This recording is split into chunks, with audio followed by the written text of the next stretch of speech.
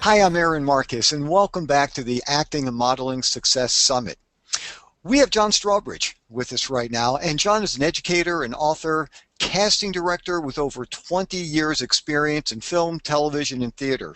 He's the creative director of Campanile Media and the artistic director of Actors Company Theater. Also, for anybody who's interested in commercials, John wrote a book not only for commercials but for theater as well, or for film and television. It's called The Audition Book. It's what casting directors are really looking for. And you can purchase it at Amazon.com. So the name is The Audition Book. So, John, welcome to the summit. Thank you, Aaron. Thank you. So, the very beginning of our talk, I want to give people a pretty good idea of the kind of equipment they're going to be needing if you want to audition from home. Because what we're finding is there are some casting directors and certain projects that will allow actors to shoot the initial audition from their home, and then you email it to them. Now, it will vary from project to project and area to area, but I certainly do it with some people, and it's really important that everybody knows exactly what kind of equipment and how to put it together. Once we talk about that, then I want to go into analyzing the sides, which is the short portion of the script that you're actually going to be reading. So the very first thing is you're going to need a camera, something to shoot you with. And look, you don't have to go out and buy a very expensive high-end type of camera that's going to be, used on feature films, but it's something that has to be, good, sharp, clear, that will allow people to really see the color of your eyes and see you clearly. You're also going to need a microphone. And you can get a pretty inexpensive lavalier microphone, which can clip, right to your shirt. And it's okay if it's seen. People understand it's an audition, and you just hook that up to the camera, and it will give a really nice, clear sound to things. You also will want to get a couple of lights, and once again, you could probably spend, I'm just kind of estimating, maybe $100. Actually, John, are you?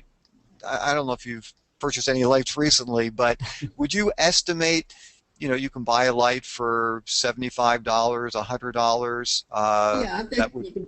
you can buy a decent enough light for that. And I mean, and nowadays it's almost, as you said, you don't need to spend a lot on a camera, but it's almost hard to buy a camera that isn't pretty light sensitive and isn't pretty good resolution. So you don't need to spend a lot on a light because your chances are your camera's going to be pretty good. Yeah, and honestly, the best thing, what I did was I just went to a camera store and I spoke with people, told them what I was looking for. I also needed, some kind of tripod for the camera. I actually have three lights. So I have lights on either side of me, both sides of me, and then the third I actually bounce off of just like a white piece of cardboard that's below the camera, and it kind of fills my face a little bit. And the other, main thing is you need either a clear wall, something with a light color behind you, or a screen. Actually, I just purchased a very inexpensive screen that I pull down. I just attached it to the wall. So that way there's nothing distracting, the shadows are not bad, and it's pretty easy to do once you've spent a little time and you figured out exactly where you want the lights to be, and then you can just mark it, on the floor and just put it in the same place every time you do your audition. And John, as somebody who watches castings, any suggestions, just general suggestions about shooting the audition, what it should look like? Yeah, I mean the best rule is going to be keep it simple, we addressed some of this for any audition. But as far as keeping your wardrobe not too distracting, keeping what you're wearing, keeping, as you said, the background. The If there's a mistake that I see in home auditions, it's people overproducing. That they think, okay, boy, I'm going to really impress. I'm going to make them feel like they're watching a piece of the movie, and they're going to go outside and try to shoot some scenes. Or if it's in a car, they're going to go try to shoot it in their car, or maybe get the local coffee shop owner to let them shoot it there. And all that stuff it's not only going to be distracting from you, which of course is what you want them to pay attention to. It's going to have this sort of subconscious suggestion that I don't feel like I'd be good enough if I didn't do all this other kind of stuff, and that's always a danger with adding things to your audition. And So keep all the production elements really straightforward. well, and the other thing too is I once had a director tell me for actors acting reels, he said, definitely do not make it too fancy because then I'm going to start looking at it from a technical point of view, and chances are it's not going to be as good as something that a director or producer is going to actually shoot and create, and it's going to have a negative impact on me, and I stop watching you as an actor and I'm looking at production. And Right. I definitely wouldn't put a soundtrack, Yeah, no, behind. don't add music. And keep in mind, whoever you ask to read the scene with you, um, you want somebody who's going to be able to find that balance. That they're not going to be so bad that they kill the scene, but you also don't want somebody who's going to be, gee, now who's that guy off camera? He's really good. Make sure that the person reading the scene with you isn't auditioning. That they're just feeding you the lines. Don't let them distract you. So once you have that in place, and you've got all the technical stuff happening, then you've got to work on the material. And actually, and I can tell everybody I've studied with John. He's just really really good. And one of the things that I remember asking John in one of our first sessions was, one of the things that's so hard as an actor is quite often we'll get the sides, which is the short portion of the script that you're going to be reading, and there's not much information in there. And we're asked to make character decisions based on very, very little. And something that John said to me that I thought was really interesting, and it stayed with me, is that you'd be surprised how much is really in there. And I kind of, shook my head a little bit. I said, really? And so we started going through some sides, and all of a sudden, there was a lot of information that I really didn't view as information. So what I thought would be really cool here is take some sides and let's go through it. And John will analyze it and give you ideas. And the most important thing is it gives you a different way to view the sides.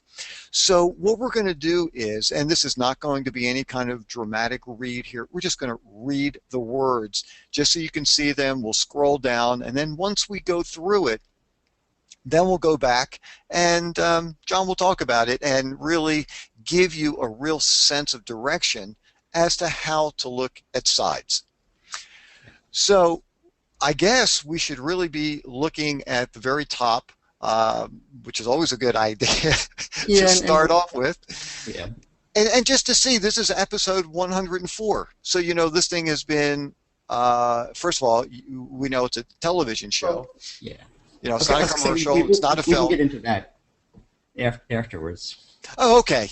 Okay, So, so should we just, so where would you like to start then? let's start. Sort of with the stage direction. We see that we're on a patio at night. Mary Beth is bringing out coffee.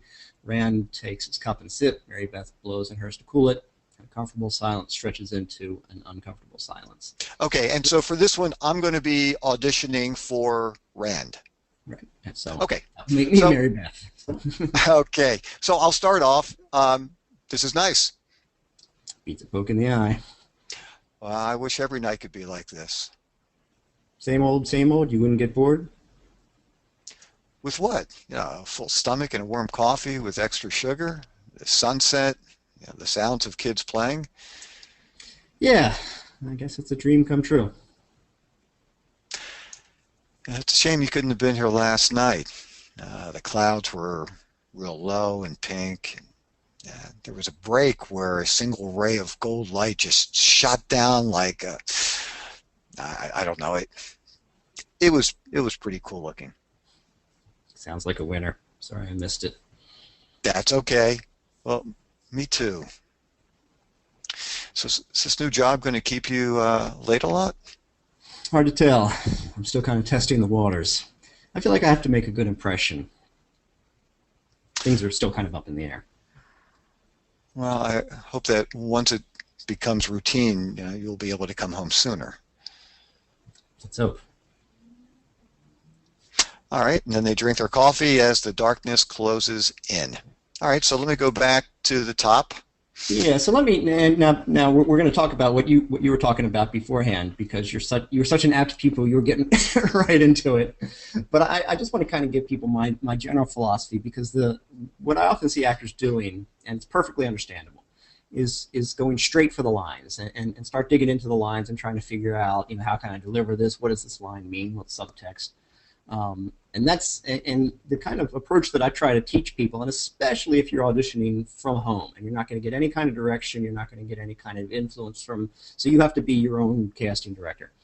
So you need to be able to approach it the way we as in casting would, and we approach it. I like to say from the big picture into the small picture. So the big picture is, what kind of project is this? What do I know about this project that's going to help me make some good choices about how to play it? And that gets in. So tell us again what you were about to point out there from the top. Well, the very first thing is that I saw episode 104, Right. and As you said, that tells you a couple things. First of all, that it's a TV series. Now, hopefully, you will, as much as possible, you would have asked those questions when you first got the audition.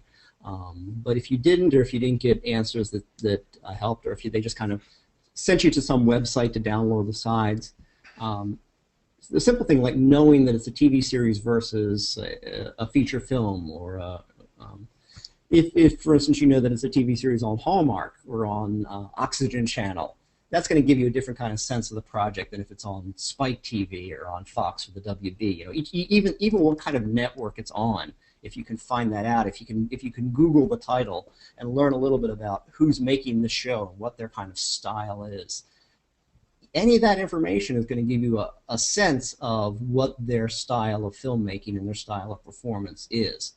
Not always. Sometimes it's a brand new project. There's nothing you can find out about it, and that's fair. But if there's something you can find out, that's already put you into a better mindset for kind of giving the kind of performance that the people making the decisions are looking for. well, I know that also you've always said the importance of, if it is a show that's on TV, you've got to watch the show. You've got to be very familiar with the characters, with the style, what the pacing is like on the show. Do people talk over, each other? Are people more laid back? Because you need to fit in to that particular format. Yeah, because the whole idea, one of the things I struggle with most with students that I'm teaching is the idea of nailing an audition or of getting it right. And there's no more useless pursuit in doing audition than trying to nail it or get it right, because it's really this degree of certain performances are more effective than not, and something that would be a fantastic performance on Law and Order would be a terrible performance on Vampire Diaries, right? So it's really important that you have as much as you can. You can't be psychic, but as much as you can that you get a sense of the style and the tone. So let's talk a little bit more about tone, or what I like to call the dynamic, because there's more information in the sides that's going to give you some sense of, and I like to compare it to, is this scene a roller coaster? Is it a moonlit dinner? Is it a walk in the park? And so you want to look at the scene itself. And you have what we call the slug line, or the scene description. In this case, it says exterior patio night. So again, you picture that in your mind, and you picture the scene of this, what we gather is a couple. But it's outside, it's at night, it's dark, they're outside the home, and you put that together with some of this other stuff we have in the scene description, whether it's from where it says a comfortable silence stretches into an uncomfortable silence. And hopefully right away you begin to get a real sense of, okay, I think I know how this relationship should play out just from how they've described the scene. That this is not necessarily this great warm romantic couples moment, but there's really something kind of dark and you might say alienating, because again, this has been staged outside the home. And that's a deliberate choice. This scene could have taken place in the kitchen, at the dining room table, it could have been by the fireplace, but the writer said, no, I feel like this is outside. And there's a reason for all of those kinds of choices. And the more you can think about the reason, the writer or the director, whoever made those choices, the more that you as the actor are going to make compatible choices, because you're all working together. You're all artists trying to come to the same purpose of this scene. So if you look at the choices that the people before you have made, you can be working in the same direction. John, as you were mentioning it, I wonder if part of the idea of having them outside is to maybe separate them a little bit more, as You can see opposed to that rather sitting on than. the. Go ahead. I was just going to say, because you could see there's some conflict going on in their relationship. And so, if they were in bed together, they'd be very close and intimate. If they were sitting, at a kitchen table, it would be like a little bit closer as well. I kind of picture them being, a little bit further apart outside and more distant, which is kind of a statement about the relationship as well. Yeah, and if you take it even further and you think about, okay, how is the scene going to edit? The editor is going to be forced to keep them separate in the shots. It's going to be a shot of him and a shot of her, and it's going to be very hard to put them together in a shot. So you're exactly right, I think, about that. So what kind of words in here would be helpful, or phrases that would trigger some, ideas for actors to use for the audition? Well, in looking at the dialogue, um, and as you said, there's a lot we could go, and we could probably spend an hour or more just on this scene. But let me go, um, as you say, a little bit to the dialogue, because one thing that strikes me interesting about the Mary Beth character is well, there's two kinds of let me back up. There's two kinds of information you get from dialogue. One is textual information, factual information, and from the certain factual script things we learn from this dialogue, that she started a new job, she's been working late a lot, he's been staying home. There's this sort of very literal story elements. But what's more important for us as actors is not just what they say, but kind of how they say it. And if you look at all of Mary Beth's lines, and I'm going to go through them sort of just in their isolation. Beats a poke in the eye. Same old, same old. It's a dream come true. Sounds like a winner. Hard to tell. I'm testing the waters. Uh, let's hope. Things are kind of up in the air. Does anything strike you about her lines? Well, she seems a little sarcastic, not real warm and fuzzy, um, to say the least. Um, It's certainly a and little bit at odds with this, with the scene of a couple sitting around sharing coffee. But yeah, she's feeling you don't feel that connection from her at all. well, almost all of her lines are cliches. They're stock phrases. They don't require a lot of original thought. They're really shields. They're really something that she can answers that she can hide behind, that have no real intimacy, no real connection. They're easy things to go to. So by looking at because it would be easy if you took just a quick read of the scene, it could look like a nice kind of romantic scene. A husband and wife having coffee. He wishes she were home more, so does she. But again, the way she's saying these things, she's really kind of putting that distance between them. Um, and in this case, I'm assuming, since I gave you the part of Rand, that you're auditioning for Rand. And what's interesting is you won't get it. You won't get the scene from what Rand says, and you won't get it from his lines.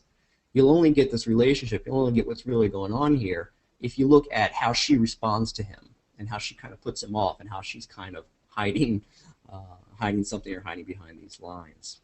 Well, and that's also why, and I know you've mentioned this to me before too, is that, quite often it's the other person's lines that says so much more about you, and you can understand yourself so much more clearly. Quite often is from the other person's lines, not just what you have to say.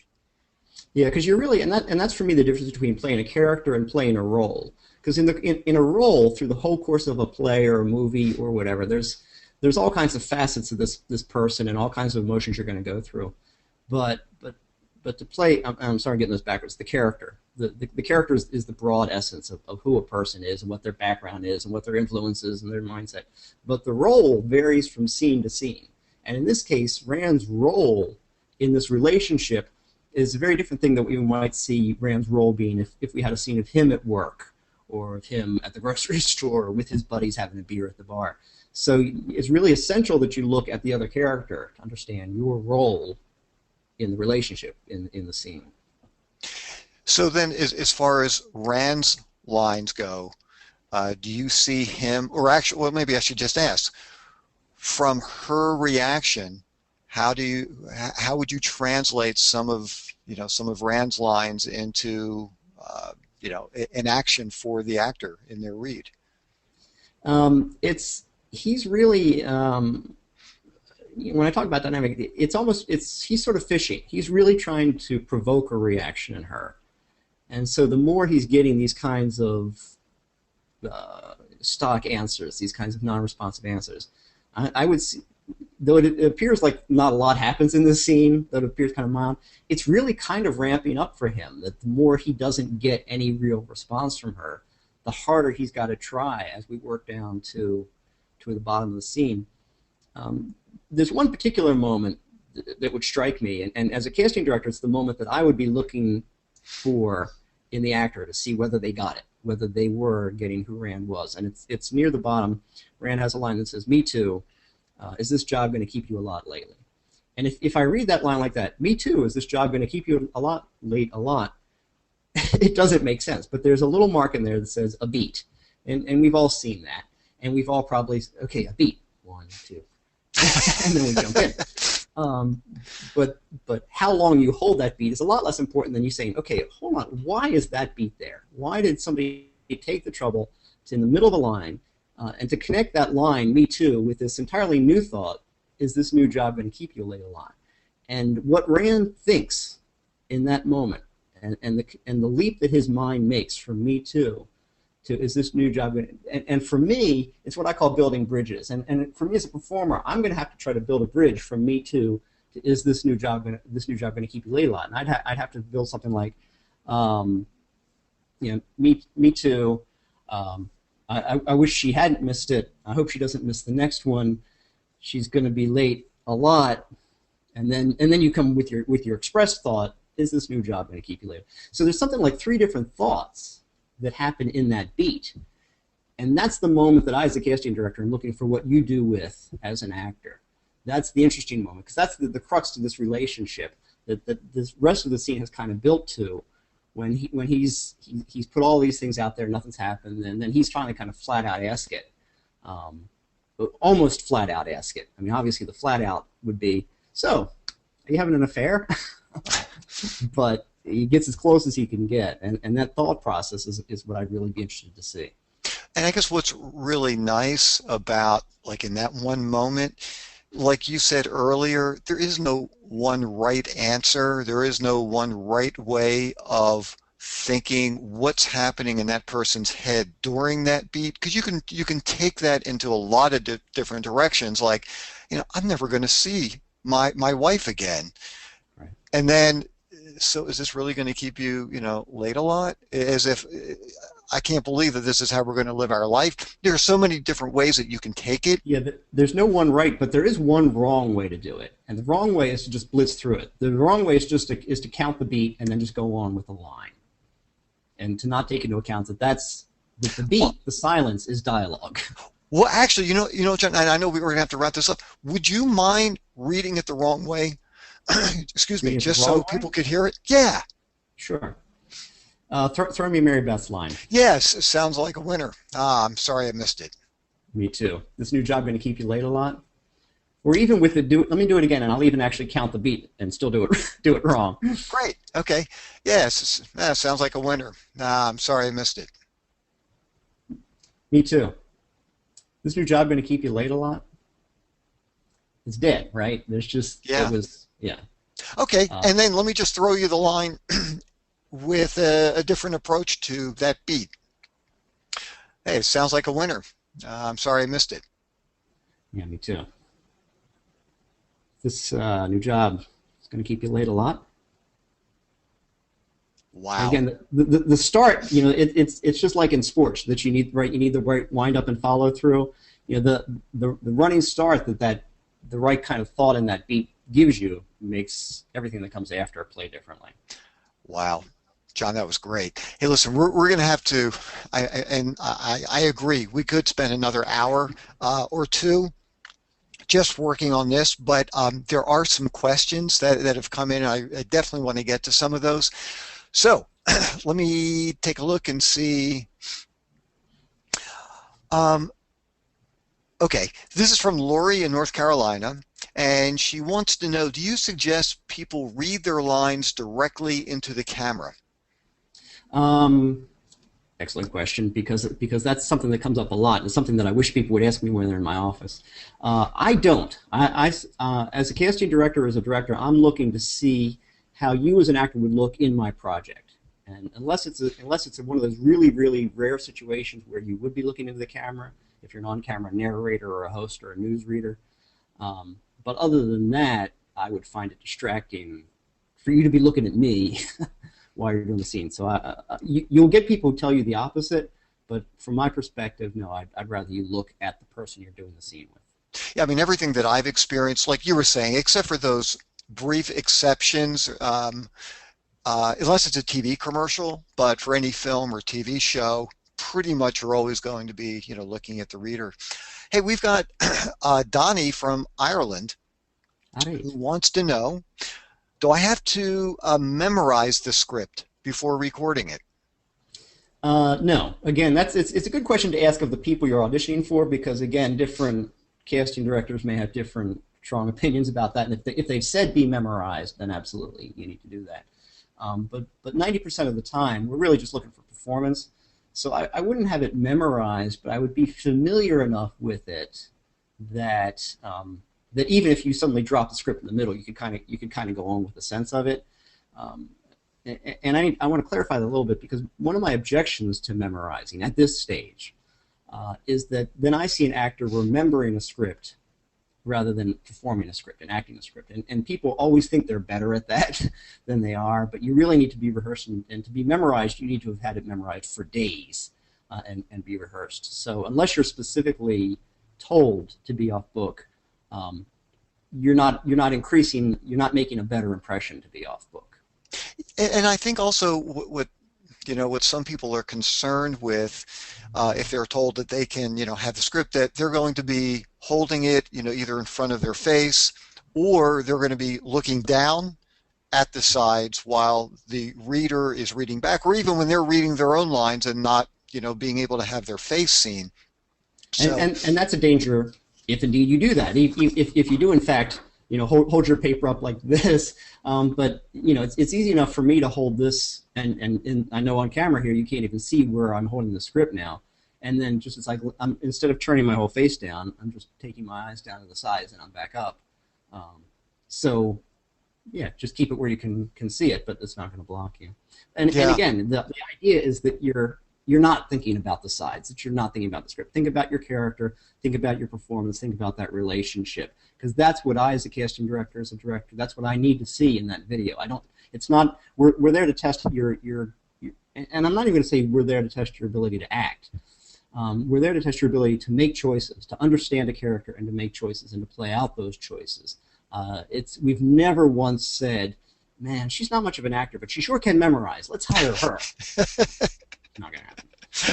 Hey, John, I'm sorry if we're going to have to wind this up right now, but I just wanted to thank you so much for being part of this summit. Your information is always invaluable, and for anybody who wants to learn more about the audition process, definitely check out the audition book, what casting directors are really looking for, and once again, you can find it at Amazon.com. John, thank you so much. We're going to take just a couple of minutes for a break, then we'll be coming back.